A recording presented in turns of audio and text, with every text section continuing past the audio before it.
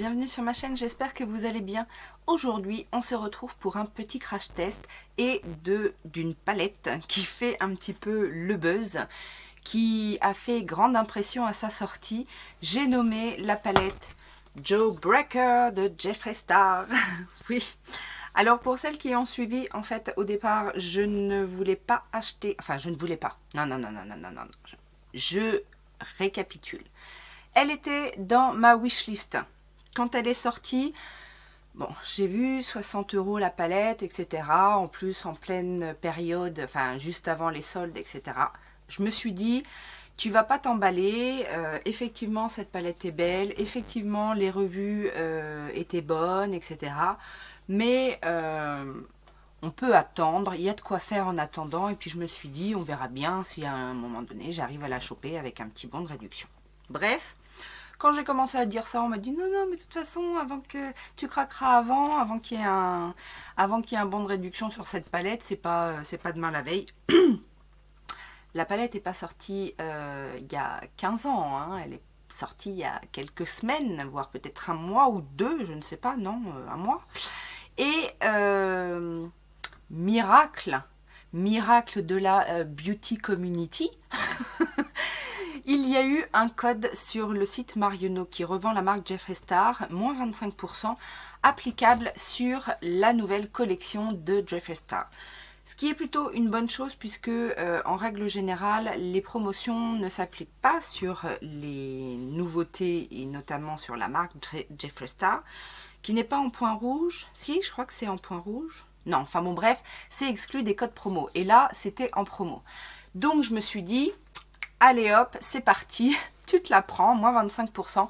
Elle revenait donc à 45 € au lieu de 60, ce qui devient un petit peu plus raisonnable pour une palette de 24 fards. J'ai quand même eu une petite déception parce que j'avais pris également la palette d'highlighter qui va avec cette collection. Et malheureusement, Marionnaud s'est planté dans ma commande. Il m'a envoyé un highlighter unique qui n'est d'ailleurs pas...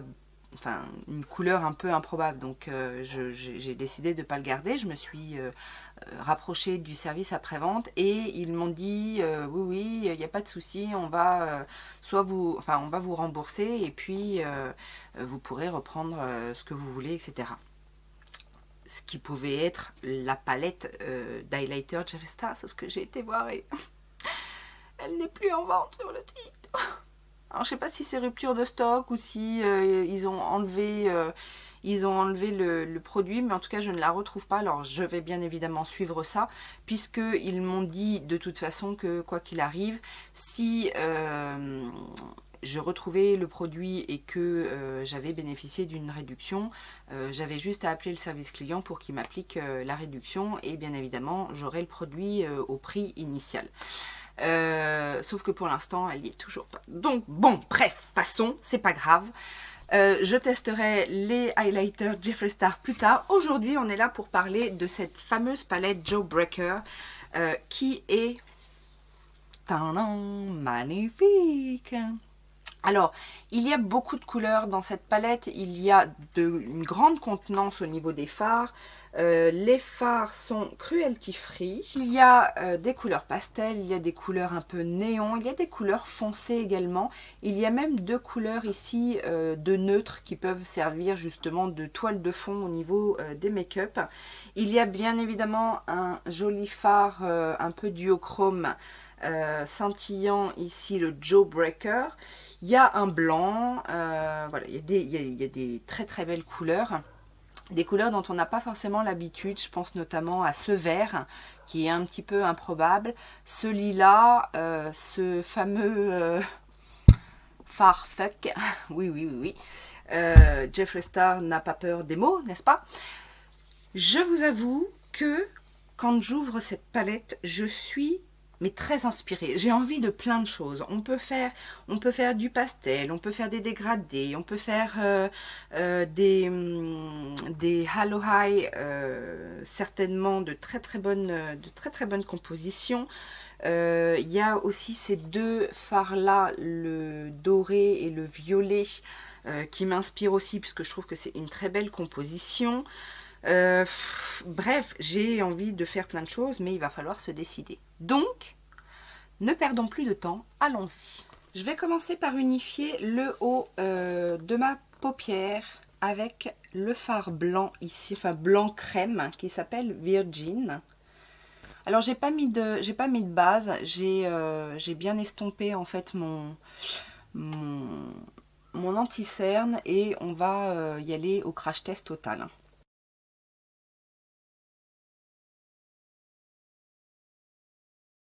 Alors je vous ai pas dit, mais c'est la première fois que je teste les fards à paupières Jeffree Star, puisque j'ai acheté deux autres palettes mais que je n'ai encore pas testé. Donc c'est un crash test de la marque.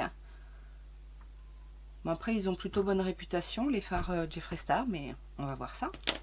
Je vais commencer mon creux de paupière avec le fard rose ici qui s'appelle Bubblegum.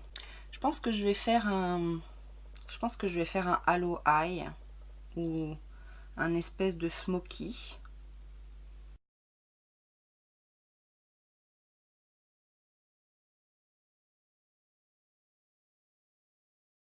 Alors pour l'instant c'est plutôt pas mal en termes de pigmentation, ça se construit bien, c'est pas poudreux du tout, ouais, pour l'instant ça se travaille bien.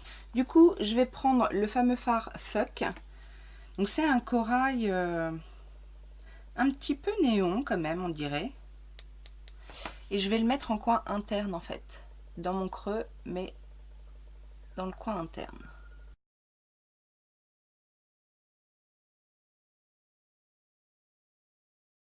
Je reprends mon pinceau, il y avait du blanc et je viens juste dégrader un petit peu les bords.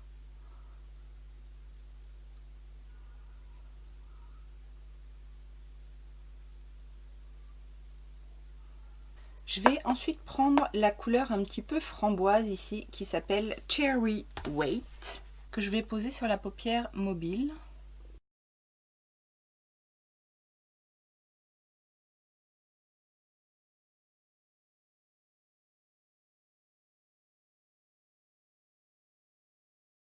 Et je redégrade un petit peu les couleurs entre elles.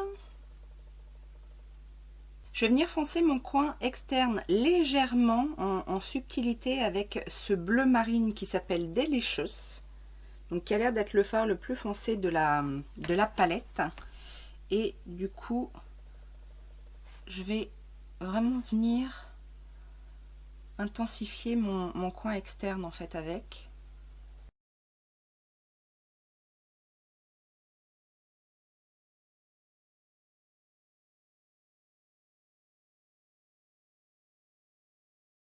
Alors je pense pas forcément à vous le dire, mais après chaque nouvelle couleur posée, je refonds toujours un petit peu les couleurs entre elles quand il y a besoin,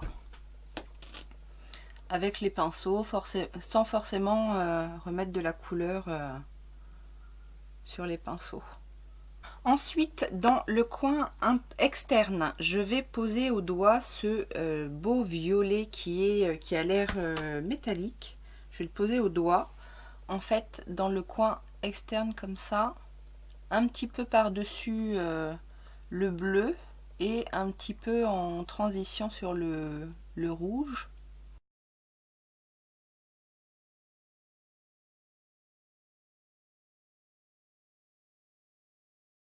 Et je vais faire pareil sur le rose avec cette teinte là qui s'appelle Cotton Candy.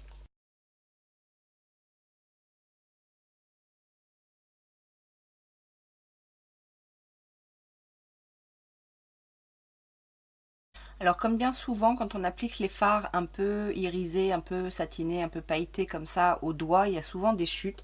Donc là c'est le cas.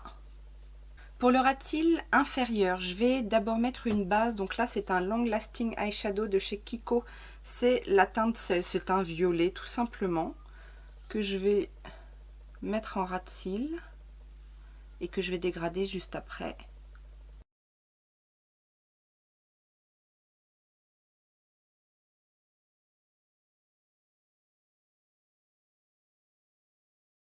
Je viens mettre du coup le violet, le Beat Me. Je suis pas sûre de vous avoir dit le nom, donc que je viens reporter sur toute la base.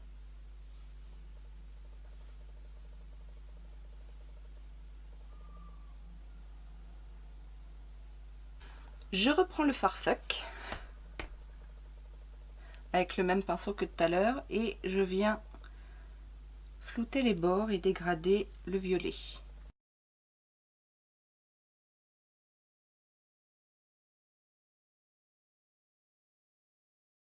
Je vais ensuite prendre le petit rose scintillant ici qui s'appelle Snack, donc avec un petit pinceau boule que je vais mettre en touche lumière au coin interne.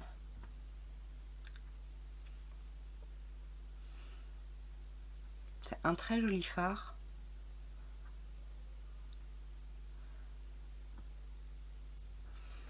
Qui fonctionne très bien en touche lumière, je trouve. Et il doit être classe aussi au milieu de la paupière. Je vais finir par Jawbreaker, le fameux fard du nom de la palette. Je prends un pinceau très très fluffy, en fait, un duo fibre comme ça, juste pour mettre une petite touche lumière sous le sourcil, mais de manière subtile. Je veux pas que ce soit trop intense. Et il est intense celui-ci, donc...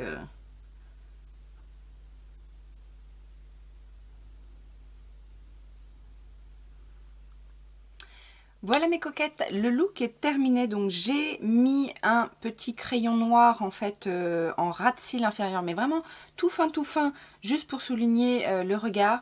Mon mascara, j'ai mis un... Alors que je vous dise quand même, le crayon très fin comme ça, c'est le Skinny Black Liner de chez NYX que j'ai utilisé, donc en noir. J'ai mis dans la muqueuse un crayon waterproof de chez Sephora, donc violet mat.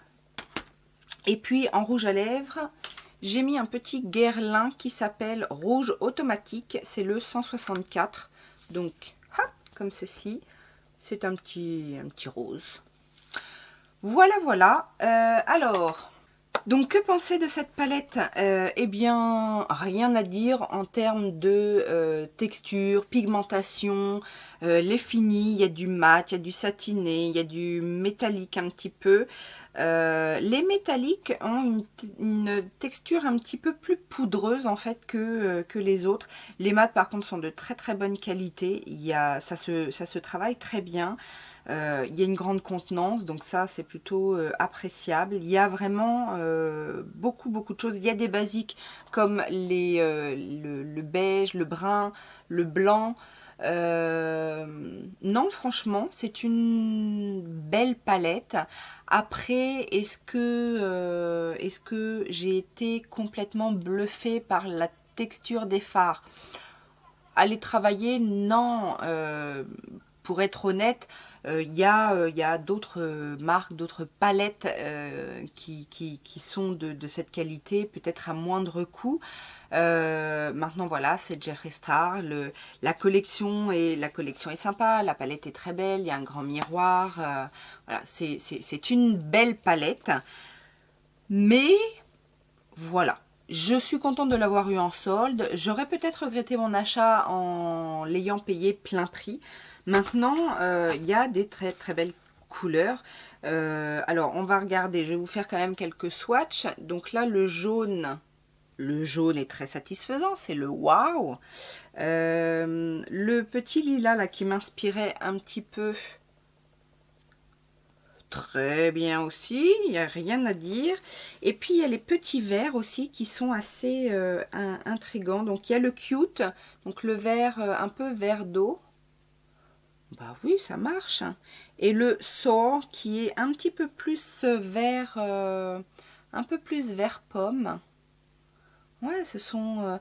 Alors, ce sont des couleurs en fait qui bon, qui sont intenses hein, au premier abord, mais qui doivent quand même, je pense, se travailler. Bon, après, ce sont des couleurs pâles, donc enfin, ça ne me choque pas que ce soit comme ça.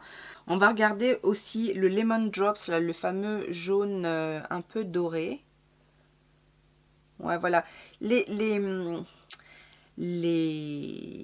satinés sont pas crémeux. Moi, c'est vrai que j'ai tendance à préférer les fards crémeux pour ces textures-là, mais l'avantage en fait avec cette texture que l'on retrouve dans la palette Jeffree Star, c'est que pour les paupières un peu grasses, c'est vrai que cette texture là va mieux tenir puisque on est sur une texture un petit peu plus poudre et un peu plus sèche qu'un fard très crémeux. Vous êtes nombreuses à me demander en fait pour certains fards que moi je qualifie comme foil, comme des fards un peu crémeux ou à me demander en fait comment je fais pour que ça tienne. Je n'ai pas du tout la paupière grasse, c'est l'une des raisons. Sur moi, il faut vraiment, pour que les fards migrent, il faut vraiment que ce soit huileux, en fait, qu'il y ait une base huileuse, que ce soit vraiment de mauvaise qualité, mais en règle générale, les fards dits, ce qu'on appelle les fards crème, tiennent assez bien sur moi. Et là, du coup, cette texture qui est un petit peu plus sèche pour des fards foil va certainement mieux tenir, je pense, que sur des fards plus crémeux et plus onctueux en fait. Donc c'est pas une mauvaise chose qu'il soit un peu poudreux comme ça parce que ça peut en arranger certaines en fait. Je vais aussi vous swatcher le Orange Juice parce que il me parle ce fard. Ouais voilà, il est très très très très beau. Franchement non, ce sont des belles couleurs. Il y avait aussi le Raspberry, ce fameux rouge. Ouais, alors celui-ci est un peu moins pigmenté. Je pense qu'il doit se travailler un petit peu plus. Mais voilà, on arrive à avoir des choses très, très sympathiques. Et alors, le dernier, Amstramgram Piqué Collégramme, ce petit rouge un peu terracotta qui s'appelle Licorice. Voilà, qui est dans la même lignée, qui doit être un phare mat qui se construit. Voilà, tout à fait, on gagne en intensité en rajoutant... Alors voilà, c'est pas une mauvaise chose que ces fards soient comme ça, parce que moi je pars du principe qu'effectivement, il y a du pigment au départ, c'est juste que ça se travaille, ça doit se travailler pour avoir de l'intensité, mais... ça peut être un avantage également. Après, ça dépend aussi de comment on aime travailler les fards et quel rendu on a envie et comment on construit son fard. Quelqu'un qui veut peut-être le mettre juste en aplat et puis pas avoir à dégrader. Parce qu'en général, ces fards-là quand même se construisent bien et enfin, moi, je vois... J'ai eu le cas avec le bleu. Le bleu s'est bien fondu dans les autres couleurs et enfin, j'en ai rajouté deux fois. Enfin, j'en ai mis 2 couches et voilà, ça s'est bien construit au niveau de l'intensité, au niveau de la couleur. Donc, je pense que ce sont des fards qui se travaillent comme ça et donc, les paupières grasses seront peut-être mieux avec cette texture-là. Voilà ce que je voulais dire en tout cas. Pour conclure, très bonne palette. N'hésitez pas à me dire, vous, si vous l'avez, si vous la voulez, si elle vous rebute, si le prix vous rebute également. Ça faisait longtemps que je n'avais pas fait un look rose-violet. Ça, c'était mes couleurs d'avant, mais je faisais toujours ça avant. Enfin, avant. J'ai eu ma période en fait où je faisais toujours ce genre de make-up là, rose-violet. C'est pas mal, hein? Ça fait bien ressortir les yeux verts, je trouve. Je vous laisse sur ces belles paroles. Je vous remercie bien évidemment pour les petits pouces en l'air, pour les vues sur Utips. Le lien est en barre d'informations. Je remercie aussi celles qui partagent sur leurs réseaux sociaux, que ce soit mon Instagram ou ma page Facebook ou ma chaîne YouTube. C'est comme ça aussi que la chaîne se développe. Donc merci à vous de partager, ça fait tellement plaisir. Et puis je vous fais plein de gros bisous, je vous dis à très bientôt. Ciao ciao.